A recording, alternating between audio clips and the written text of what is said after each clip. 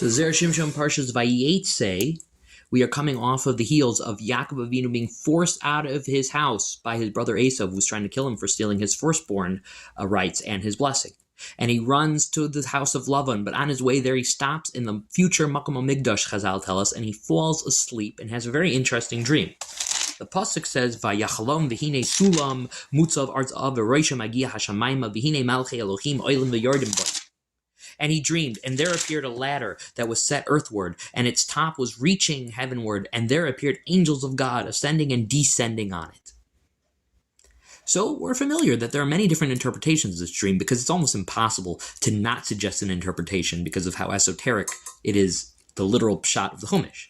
So what people bring down from Midrashim are that, for example, and the Zera Shimshon brings these down too, is that perhaps that this is a reference to Gullus, and depending on how far the angels are moving up and down a ladder corresponds to how long a certain Gullus will last. Or another one of the interpretations is that this is a reference to the base of Migdash, and the ramp, the ladders like the ramp of the base of Migdash. The Kahanim are symbolized by the angels. Another one of the opinions is that this has to do with Har Sinai, that he's being shown Har Sinai.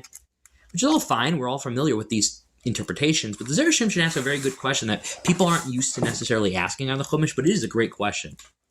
Why was he being shown those specific messages at this point? Meaning, granted, when you read these and you don't ask that question, it doesn't really seem that out of place, these interpretations.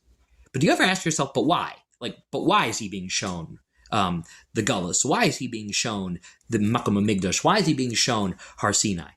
I mean, I get it. I see what you're saying in the interpretation and how you correspond that the ramp is like the ladder's like the ramp. But why? Why is he being shown that? It's a very good question, because if you just want to say it's about inspiration, well, there are many things that are inspiring, and it could have chosen, I don't know, it could have showed him something like tefillin, I don't know, whatever you want. He could have shown him something else that's also inspiring. But why these specific messages is what the Zera Shimshon wants to know. And then he asks another question, which is, that in another pasuk it says, "Vayikra Yitzchak el Yaakov v'yivarech Vayeitzei," that Yitzchak called out to Yaakov and he blessed him. And the Medrash says, what did he bless him with? Shebirchu b'birchos haGullus, that he gave him the bracha of Gullus.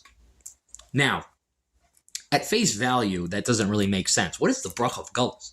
Like, can you imagine somebody saying like you get the bracha of some disease, chas v'shalom? It doesn't really make sense. Not a good thing. So some people want to say what it means is that despite you being in Gullus, you'll have bracha. But Zera Shimshon doesn't want to go in that direction. So he asks, what is the bracha of Gullus? So he's going to answer this by quoting another Medrash. The Medrash says that by Abraham Avinu, that by Bris Bein Abasarim, that Hashem showed him four things. He showed him the base of Migdash, Har Sinai, Gehenim, and Shivan Malchis. Shivan Malchis meaning the oppression of the nations, like Gullus, upon the Jewish people. And he said to him, as long as your descendants are Oisik in Torah and Avodah, then they don't have to worry about Gehenim, and they don't have to worry about Shiva Malchis.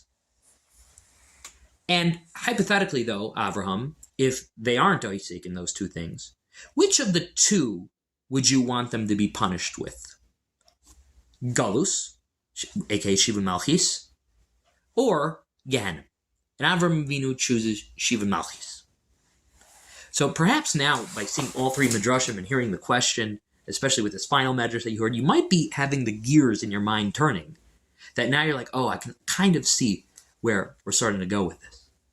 So what it is that Hashem, when he sends people messages like Yaakov Avinu, it's not random. This is literal nevuah. It has to be related to the matzav that he's in now. And the thing is that Yaakov Avinu gets a bracha from his dad. A very strange bracha. The bracha of Gullus. And he's probably thinking, like, what on earth kind of blessing is this? What is this? And he might be despondent. This might be the lowest point of his entire life.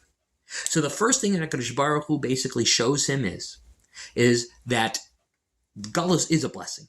Meaning that when we're in Gullus, because you, Yaakov Avinu, are in Gullus, you and your descendants don't have to worry about Gehenna.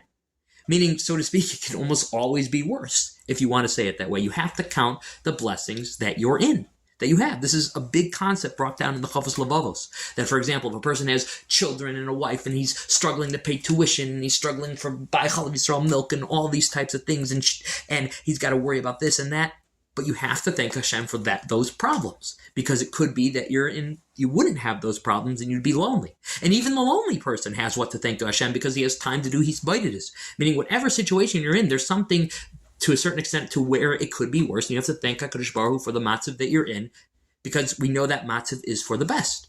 That is what the Zera Shimshon is saying. The Birchas HaGalus is that he's being shown, that's why he's being shown one of the images of the interpretation of the dream. He's being shown the Galus because it could be worse. But then he builds on top of that and says, and now we understand why he was being shown in the dream, Har Sinai, why he was being shown the Beis Hamikdash, because Hashem is saying to him, I need to show you these two specific things, because these two specific things are the things that I promised to Avraham Avinu, that if he's Isaac and his descendants are Isaac in these things perfectly, they don't have to worry about the other two things. I mean, Hashem sees the refuah before the maki, creates the healing, the potion, before he gives the person the disease. He says, first of all, you should know that you're going into Galus, and that's not entirely a bad thing. And still, I'm going to show you right now how you can avoid that gullus, or at least survive and thrive in that gullus and get back to your perfect place. You learn Torah and you do avodah, which could mean tefillah, but it could mean karbanas.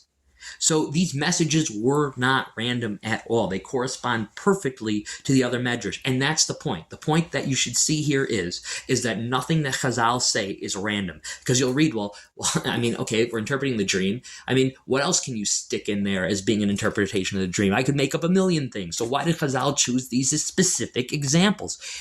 They didn't choose them because these examples were what Yaakov Avinu needed to see at that time. He's going to Galus. He needs to know what he needs to focus on, and he needs to not be despondent. These are the exact things he needs to see and hear to survive. It's not random. It's exactly connected to the situation that he's in right now.